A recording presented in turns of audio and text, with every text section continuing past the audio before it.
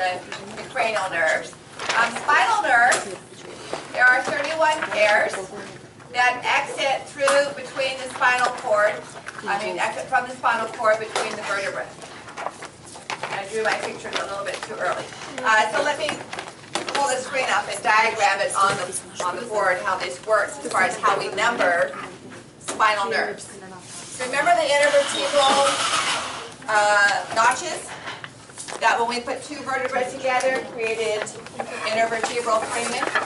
So our spinal nerves are going to pass through that region.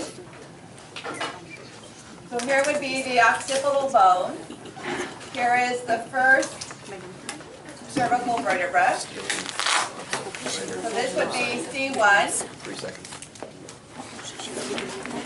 and C2, C3, and so on. And then we'd get down to C7. And then we would have our thoracic vertebra, which was much longer spinous processes and so on. So when the spinal nerves come out, we're talking about the ventral root and the dorsal root joined together to form a spinal nerve. That is what exits between the vertebrae. And the first pair of spinal nerves actually exit between the first cervical vertebra, or the atlas, and the skull. So this is identified as spinal nerve C1. All right? It's going to exit above the C1 vertebra. And then C2 is going to, cervical spinal nerve C2 is going to exit above the C2 vertebra, and so on. You guys remember how many cervical vertebrae there are? 7, but 8 cervical spinal nerves. All right. So this is C7, and so cervical spinal nerve C7 is also going to come out above the C7 vertebra. But we have 8 cervical spinal nerves. So that actually comes out below the 7th cervical vertebra and above T1. So this is coming out below T7 vertebra. So from this point on, the spinal nerves are numbered for the vertebra that they are below. So spinal nerve T1 is going to come out below the first thoracic vertebra. Okay? And so on. T2 comes out between T2 and T3. So the first 7 come out above the vertebra for which they carry the number, and then from T1 on, they come out below. So we number the vertebra, and then we also number the spinal nerves. And the spinal nerves are made up of the dorsal roots and ventral roots. But then what happens to a spinal nerve? We have the dorsal and ventral rami. So as just the spinal nerve, remember it's not very long, and then it's going to branch, and it's going to give off the dorsal ramus. And the fat ventral ramus is going to go to the rest of the body, to the trunk, or to the upper and lower limbs. Okay.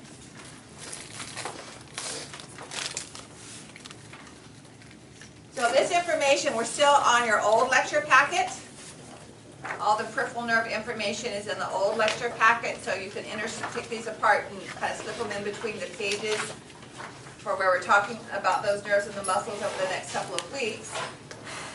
But this information is on page 44. So I'm going to pull the screen down in just a minute. I'll leave that up there if you want to take pictures. Okay, but I want to show you the information. You want to take it now with that Panasonic word on there? I'll leave it up there. I won't erase it. So as we look at the spinal nerve, so I'm going to just turn the lights off here for a moment. So here's a cross-section of the spinal cord, and you can see that the spinal nerve passes through, put it up a little higher here, passes through the vertebral canal, intervertebral foramen, and then almost immediately forms the dorsal ramus and the rest of the ventral ramus, and these are the white and gray rami communicantes. So the dorsal rami we'll talk about towards the end of lecture today. They're going to be providing motor innervation to the very deep muscles in the back. The ventral rami do almost everything else of what we're used to talking about peripheral nerves. So the radial nerve, the axillary nerve, the femoral nerve, those are all formed of ventral rami, the anterior branch. In the cervical region, in the lower cervical and upper thoracic region, and down in the lumbar or sacral region, these ventral rami do not remain distinct. They are interwoven together to form structures known as a plexus. So today we're going to be looking at a nerve from the cervical plexus. When we get back from Thanksgiving break, we'll be talking about the brachial plexus. All right. So I'm going to switch to the brachial plexus and show you what I mean by this interweaving. We won't talk about these nerves per se, but just to kind of pretend that this is, and some people do this, they'll get a board with nails on it and hang some yarn of different colors. So each of these letters, these purple components right here, would be the ventral rami. For the brachial plexus, it's the C5, C6, C7, C8, and T1 ventral rami. So those nerves coming out, C5 would be coming out above C5 vertebra and so on.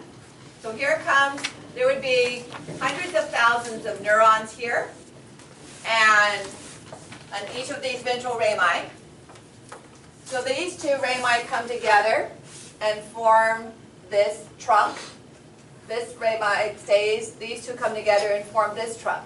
And then this is split into an anterior division that joins with this anterior division. It also gives off a posterior division that joins each of these. So the essence is, when we get to the radial nerve, which is a nerve that provides innervation to muscles of the posterior arm and forearm, all the way down here, if we follow it back, it's going to have some neurons from C5. It's going to have some neurons from C6. C7, C8, and T1 will all be included in the radial nerve. Not very much of T1, but definitely C8. So what happens, the triceps brachii is innervated by the radial nerve. So if I cut C5, is my triceps brachii going to be paralyzed? No, it might be weaker because the motor units that are formed by the neurons from C5 will not be able to contract. But I have all the other motor units that have neurons from C6 and C7 and C8. So just cutting one ventral ramus won't completely paralyze a muscle because it's going to be innervated by neurons from at least 2 or 3 ventral rami. It might make it weaker because we'll lose some of those motor units, but we won't lose all of them. All right? So it's very seldom in the upper extremity and in the abdominal walls that we find muscles innervated by one and only one ventral ramus segment. There is a nerve here that does the muscles of your upper shoulder that is just C5, okay? But that's not very common. In the cranial nerves, all right, we have distinct muscles innervated by distinct cranial nerves. We don't see this overlapping. You don't see the levator labii superioris innervated by both oculomotor and trochlear nerve. So there's distinct groupings. We don't form these plexuses. All right. So you don't have to memorize all the numbers of all the different nerves at this level.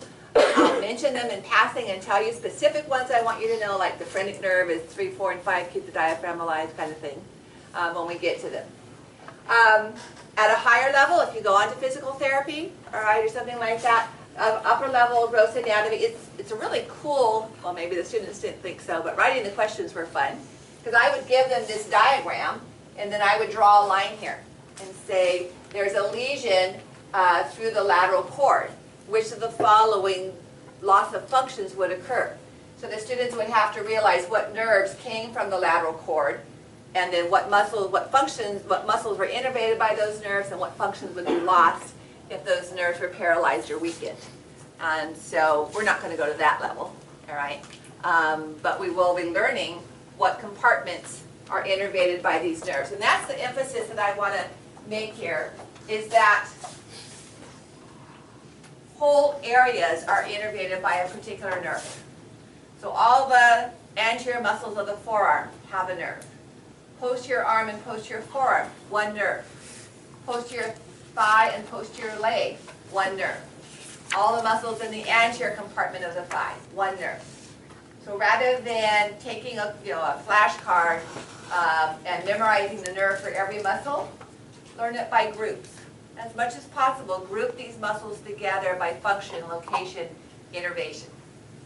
So that it's a lot easier they work as a group, so it's a lot easier to learn them that way. Okay? All right. Now, that's true for motor function. That is not true as far as groups for peripheral function. So on the next page, you'll see this image of what's known as a dermatome on page 46. So the sensory components of each of these ventral rami are found in about 1 inch to 1.5 inch bands across the body. So if I were to put, not in an anatomical position, but extend my upper extremity out like this, then those bands become horizontal. C4 and 5 is my shoulder, my thumb is C6, C7, C8, my little finger is T1, all right, and then T4 is umbilical area, 5, 6, 7, 8, 9, T10, nipple area, T10 is umbilical area, and so on. And so before the prevalent use of CAT scans and MRIs, someone was in an accident and they thought they had spinal cord injury. They would use this pattern of loss of sensory function. So if somebody came in with, say, they were in a motorcycle accident and there was possible spinal cord injury, they would test them with a pin. And so let's say the farthest they could feel anything was just a little bit below the nipple area at T6. Then they would know that that would be the level of spinal cord damage if there was no sensory sensation below that. So sensory sensation is not overlapping. It's not a mixture of spinal cord segments. It's distinctive. And that's what we see the banding here. So on your lecture notes, you can see some of those dermatomes listed. So C5, C6 is the shoulder area, the acromion top of the shoulder. C8, T1 is the little finger, armpit area. Add T4 in there, that's the nipple level. T4. T10 is umbilicus or belly button. And S4, S5 is the gluteal region. Those specific ones I want you to know. T4 is the nipple level, so mid-chest. T4. Nipple? So right here, here's T4 banding, and that's the nipple for both in male and female.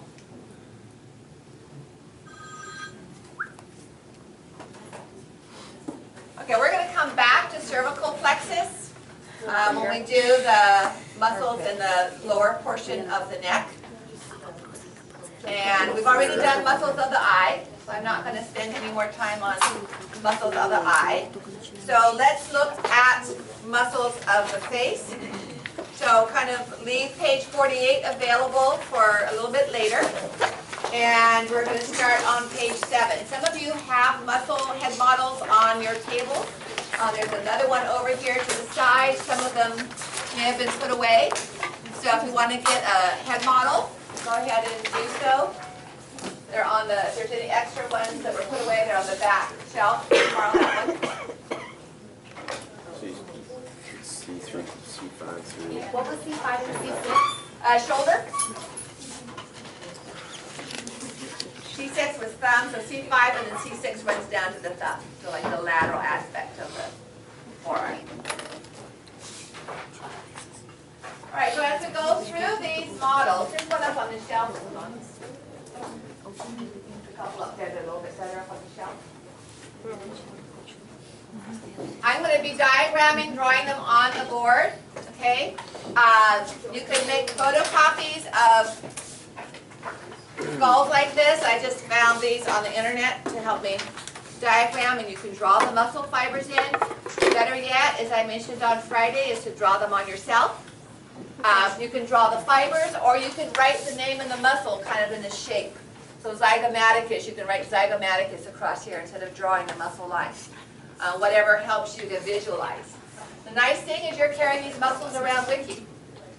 So you can feel on your face when you move your flex your arm. You can see that that's drawn on there. You can pay attention to what you're doing. Okay, dancing in front of the mirror or whatever. My daughter was halfway complaining last night. She said, learning all those muscles has ruined watching a movie. I said, what are you talking about? She said, well, I was at a friend's house Sunday night. We were watching movies, and they had this guy up there without a shirt on, and I started naming off all the muscles I could see when he was, you know, on his back as he was doing stuff, and when people were talking, you're using that muscle, you're using that muscle. I said, it's fine as long as you're quiet and you can keep it to yourself and not interrupt conversations while you're spelling the names. So again, anything that helps you make relationships. So while you're chewing, think about what are the muscles that I'm using. Give somebody a massage, and after we talk about superficial muscles of the back or deep muscles of the back, kind of name these or say, here's the attachment as you're feeling those bony processes. All right, so page 7, but before we start talking about those muscles, I want to identify, rather define some of the words that are on page 1.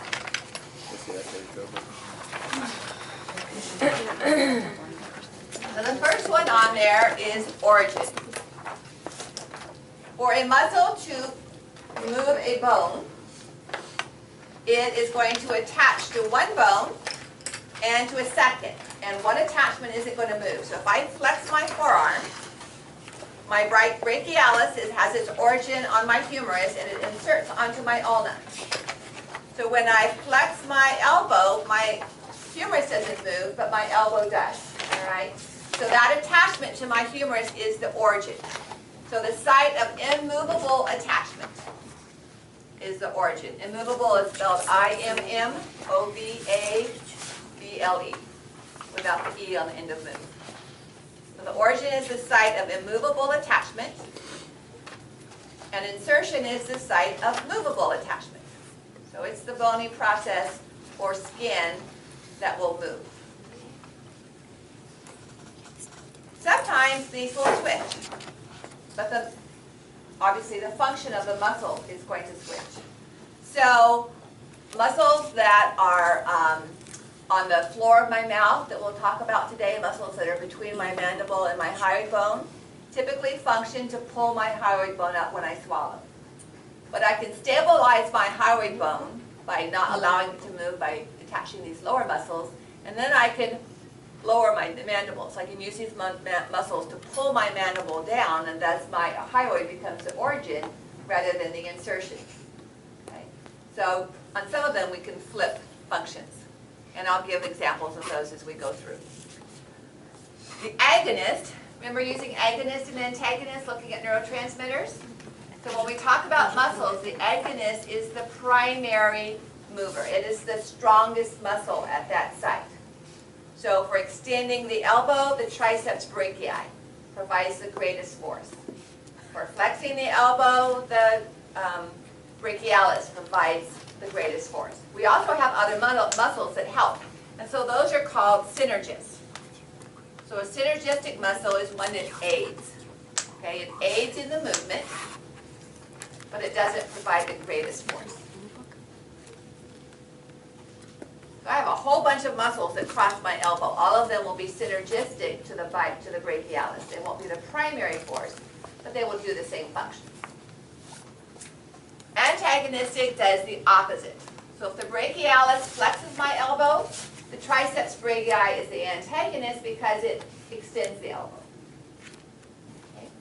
Sometimes muscles can be antagonistic to themselves. So when we get back from Thanksgiving, We'll look at muscles that stabilize the scapula. You can't see it very much on this one. But if you look at the small guy over here, it's been removed from his left side, but here on his right side, you can see the trapezius. But both of them together creates a trapezoid shape, okay? So here, the muscles have their origin on the vertebra below the cervical vertebra and insert onto scapula. Here they have their origin on the thoracic vertebra, insert onto the scapula. Some are below, some are above. So these muscles will elevate the scapula, these fibers will depress the scapula. So the muscle can be antagonistic to itself because it has such a wide origin of a source of origin. So we'll be using those terms. If you look at the tables for each of these muscles, I've already filled them in for you. I've given you origins, insertions, actions. These will be, your textbook will give additional ones, but these are the ones that I want you to know. Okay? I'm not going to go over eye stuff.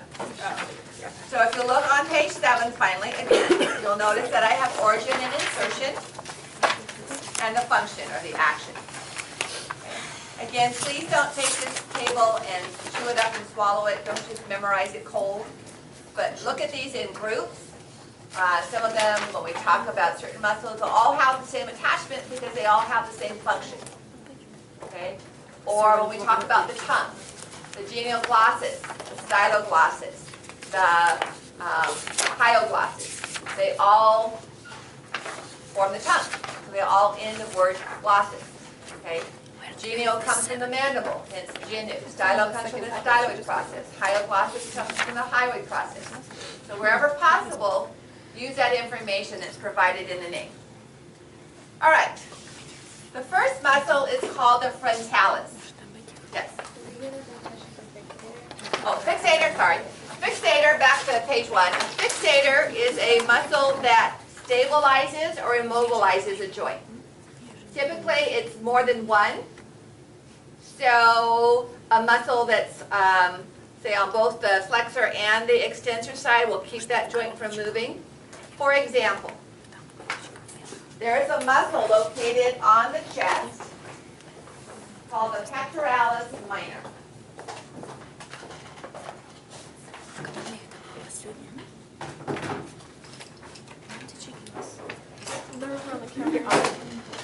It is this muscle right here. Okay, it's deep to the pec major. Its origin is the ribs, and it inserts onto the coracoid process. So, for instance, if you were pledging allegiance, the can, polymer can would be the origin on the ribs, the insertion would be on the coracoid process, and it functions to move the scapula. Well, let's say that you're up in altitude, you're spending Thanksgiving up in the snow, and you go out for a hike Thanksgiving afternoon, and it starts to get a little hard to breathe because you're up so high and the air is thin. So you start needing to take deeper breaths. So we're going to use this, now instead of moving the scapula, we're going to move the ribs. Well, I need to fix the scapula. I need to fixate the scapula. So I'll use other muscles around the scapula to not allow it to move. So now when the pectoralis minor contracts, it can't pull the scapula forward because other muscles back here are keeping it from moving. Those are fixators. And now the ribs will move because the scapula can't. Okay, so we switched orient insertion, but we've used fixators to stabilize the scapula and not allow it to move. So a fixator is a muscle or a group of muscles that stabilizes a joint and prevents movement at that joint.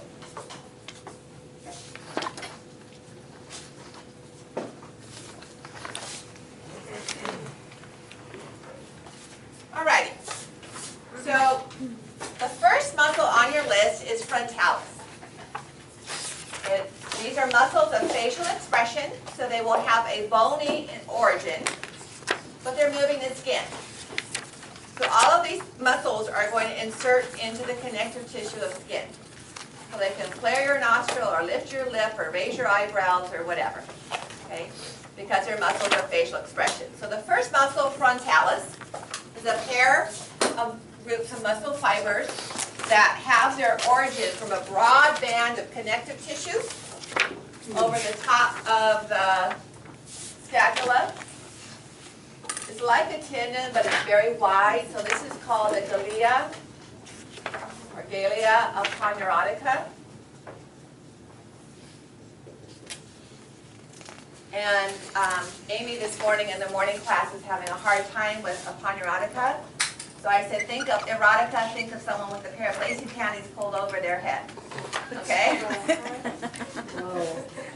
is it? For the Gilead, well, we've got mammary gland cupcakes, I can say lacy panties pulled over your head, okay? So this is the broad band of connective tissue. This is what you see right here. So it's wider than a tendon, okay?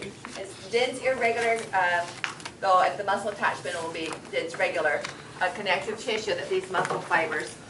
So that serves as the origin for the frontalis muscle. And then from that, the muscle fibers will come in and insert into the connective tissue of the skin right over the eyebrows. So when this muscle contracts, it pulls the skin up from the eyebrows. So it raises your eyebrows, both of them. I can only do one quizzical look. You try to do, I can only do both of them at the same time. There you go. And you can do one at a time. All right. So raising the eyebrows.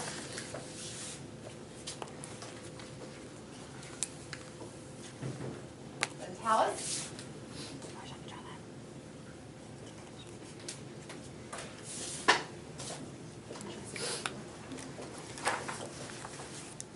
Now, it's not on your list, so I'm not going to have you know it, but it's part of a pair.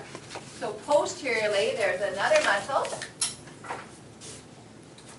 that is attached back here on the occipitalis and tightens the skin at the back of the neck. It pulls the glia aponeurotica downward. Okay? All right. Levator palpebrae superioris. Put an asterisk by this one. It's the only muscle of facial expression that's not innervated by the facial nerve. So this is innervated, if you recall, by the oculomotor nerve. And it's going to come from the frontal bone and insert into the eyelid.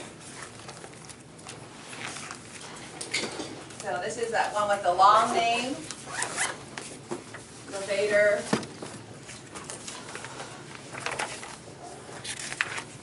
palpebrae superioris. Lift the upper eyelid. Okay, cranial nerve 3. The muscle that closes the eyelid is a sphincter-like muscle, similar to the one in the iris that constricts the pupil. It has 2 parts. When we come back from break, we'll be using some of our cadavers some of the days, and you'll be able to see this on their faces. So there's one part that comes off the forehead, the frontal bone, and off the maxilla, and then a smaller circle that's just on the eyelid itself. All right? So if you just close your eyelid, you're using the one that has the origin from the bony surface. If you squeeze your eyes shut, you're using the smaller ring that's on the eyelid. All right, so it's a sphincter-like muscle that closes the eye, and I'm going to draw this in green. So this would be the orbicularis, meaning circular. Here's the part that's actually on the eyelid itself. So off the frontal bone, off the maxilla. I can draw it around here as well. These are pretty thin muscles. Okay, so orbicularis oculi.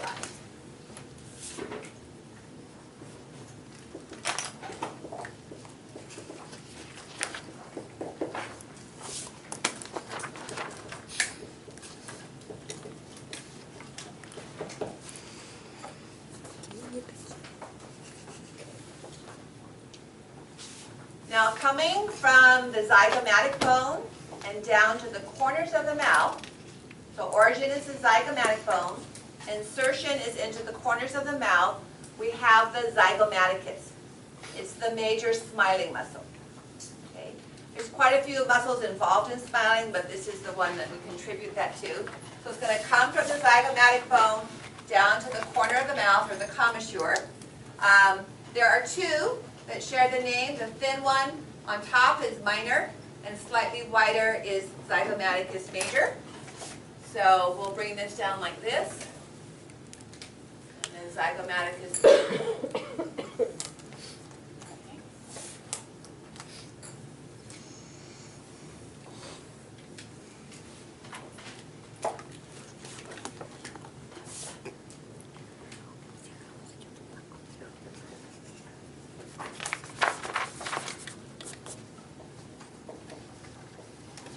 Sorry.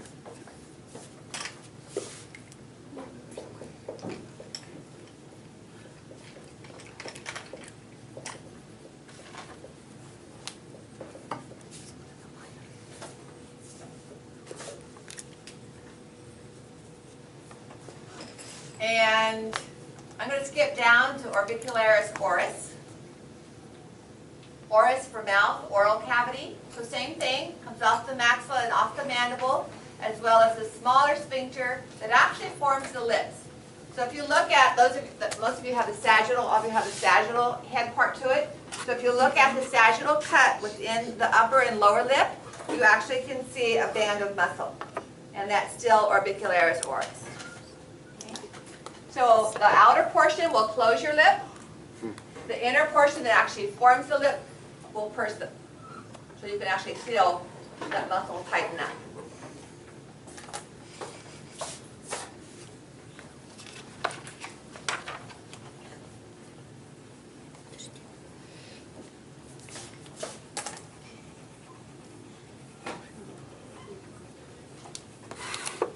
So orbicularis, oris for the mouth, oculi for the eye, but both are sphincter-like muscles.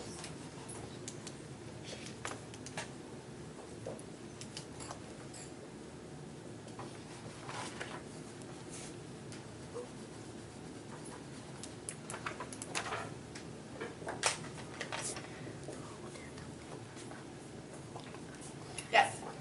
So I know with regular muscles, with origin and insertion, you have attachment by tendons, but what attaches, like what's the name for the attachment that goes from like that To the muscle skin? to the sphincter? Oh, Like that sphincter of muscles. so the sphincter, the bony part will come off of the, it'll still have a tendon, but it'll be very broad and thin. Right, but the Not cord-like. zygomatic. And then it blends into, all of these blend into the skin, so the epimysium around the muscle, well, those fibers will blend into and attach to collagen fibers that are actually in the dermis and of the skin. Okay. So it's hard to find a definitive tendon because it's so broad and thin. Right. It's not going to be a thick cord-like structure, but the same principle Okay. is in use.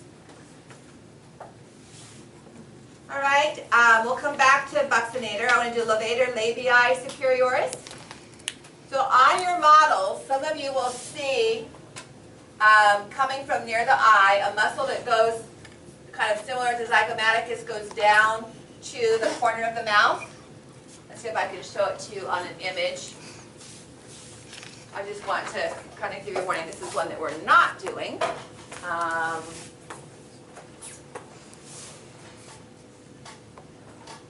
Okay, so this one right here, here's zygomaticus major. Coming down right here to the corner of the mouth is levator anguli oris. It's another smiling muscle right here. Coming into the corner of the mouth. We're not doing it, but on the big models, and even on, by the big models I'm talking about, the one that you and Amanda have in front of you. The one that I'm going to describe next is really hard to find. So this one right here is levator labii. This one right here would be levator anguli. So you just want to make sure it's not going to the corner of the mouth, but it's kind of going down to the top of the lip. All right, so watch where I draw this next muscle. I'll draw it in blue. So levator labii superioris is going to come from under orbicularis oculi, and it's going to come down to the lip margin here, but not to the corner. Okay? So it's going to, some of it will actually start from here, some may actually go to the nose itself, but it'll come down to this part of the lip. So what it does is it lifts the upper lip. It's going to be antagonistic to orbicularis oculi. So it's going to do this. Lifting the lip up. So that's levator labii superioris. Lifts the upper lip.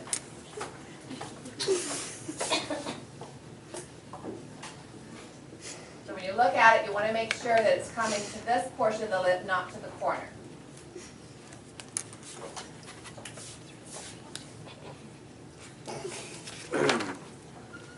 Are we not doing the one that's medial to that either?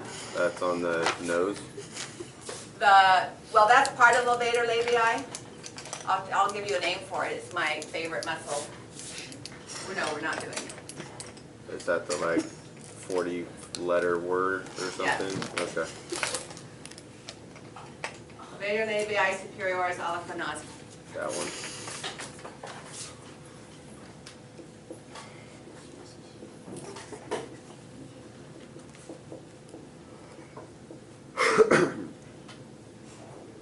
Okay, so that's levator labii superioris. Lifts the upper lip, not smiles, but actually takes the lip and lifts it up, like a fish mouth. Okay, the lower one, we're not doing the depressor labii. I'm going to draw it in black just to give me a placeholder. Again, it's not coming to the corner of the mouth, but it's coming down here. So that's depressor labii inferioris. Again, I'm not going to label it because you don't have to know it. But those two muscles together would do this. Okay? Now we do have depressor anguli. So I'm going to do that in blue. That is going to the corner of the mouth. So you would use this for frowning. So going to the corner of the mouth.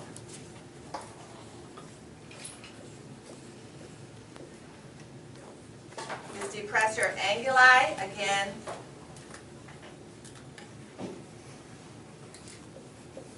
that one we're not doing. So corner of the mouth, depressor anguli.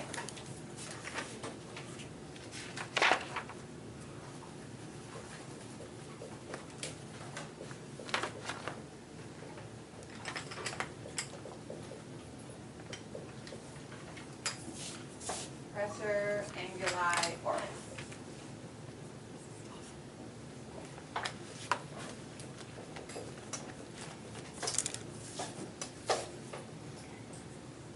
Okay, so let me show these to you, and then we'll come back and do a couple of the cheek muscles.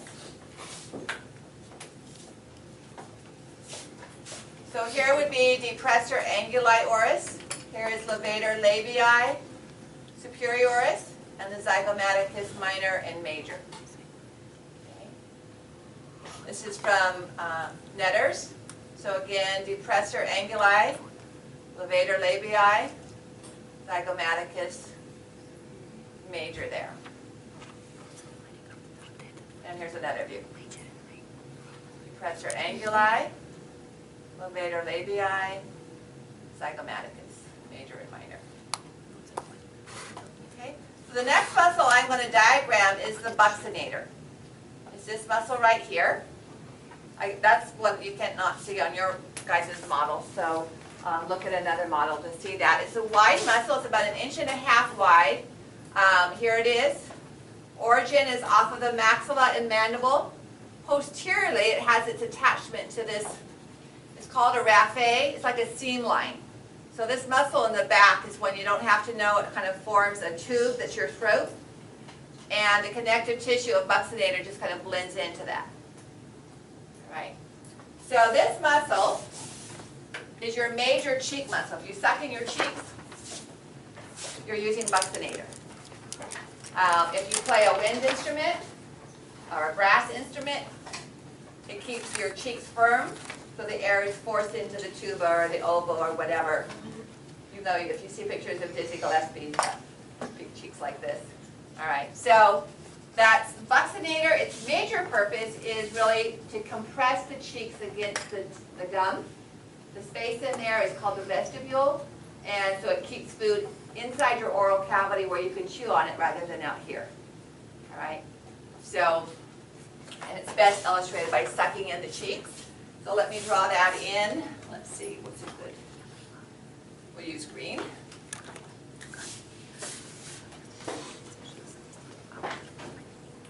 The mandible and maxilla forming this broad band here.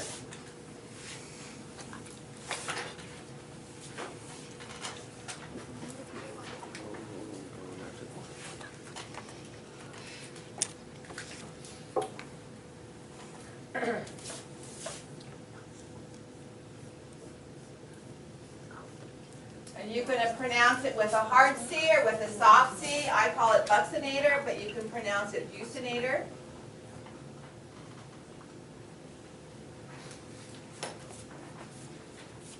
And then just superficial to it, we have a very narrow muscle, right? So again, you can see it better on those models, and I'll show it to you on this slide here. So this very skinny one right here, coming in right at the corner of the mouth. This one tightens. So like a whatever, I don't care kind of an attitude. It's kind of tightening. Not lifting, not lowering, just tightening the corners of the mouth. Okay? And that one is called risorius.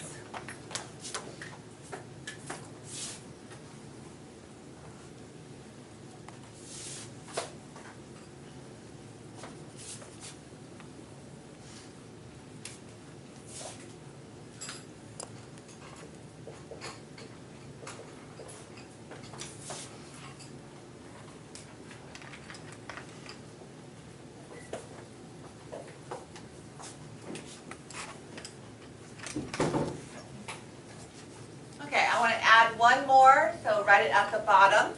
This one is called mentalis. You've seen the model of the statue of the thinker. He's got his chin in his hand. So this region of the chin is the junu. It's also, there's a mental spine there. So mentalis, some of you may not be able to see the bottom of my diagram, so let me find it on a... You can see it's cut right here, and it's cut right here. And from the front, it's right here. I don't know. It's not there. I won't cut it. I'll draw it the whole one. So mentalis is a real short muscle down here and here. Its origin is going to be the junu, the bend of the mandible. So mentalis is the name of the muscle. Its origin is going to be the junu, and its insertion is the lower lip.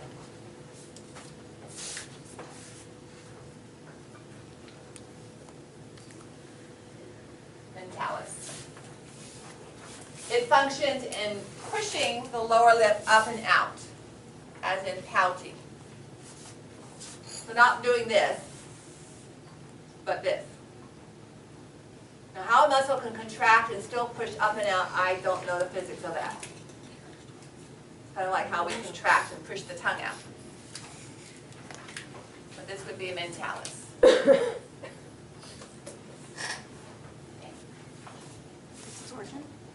The last muscle of facial expression is a very thin muscle.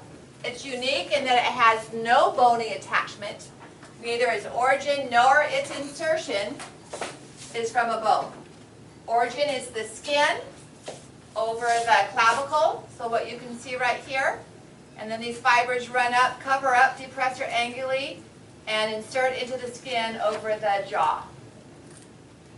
All right. Now, I can think of no good reason to have this muscle. Maybe a horse uses it to twitch flies off. But if I were to contract it, this is what it does. I've heard if you do that 500 times a day, you won't need a chin lift. But other than that, I don't know what good it is. Okay, it tightens the skin along the neck. So that's platysma. We don't have it on any of our models. There's a small piece right here, but not enough to really identify it where it's covering up the depressor anguli. It just looks like depressor anguli. So it would be in a picture if I ask you to identify it, and that's platysma. Okay. So those are all muscles of facial expression, all of them innervated by facial nerve, except for the levator palpebrae superioris. Okay, now let's do chewing muscles. All of these muscles are going to insert onto the mandible because they close the mouth. So when you chew, yes, question? What's the origin due to the mentality? The genu, the bend of the mandible. So chewing muscles all close the jaw. When you chew, you raise the jaw actively, and then when it relaxes, it lowers on its own. You have muscles that can force the jaw open, but typically chewing is just an active process of elevating. Then you let the muscles relax and they drop, and then you close them again. Okay? So if you want to take a picture of this, I'm going to redraw the right side one. We'll put up our chewing muscles, and then we'll take a break. What was that last one? Just go over again. Bye.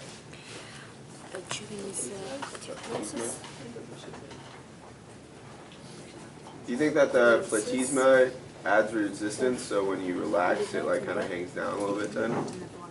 Maybe. I mean. Yeah, I mean, it certainly loosens up along with the skin as you get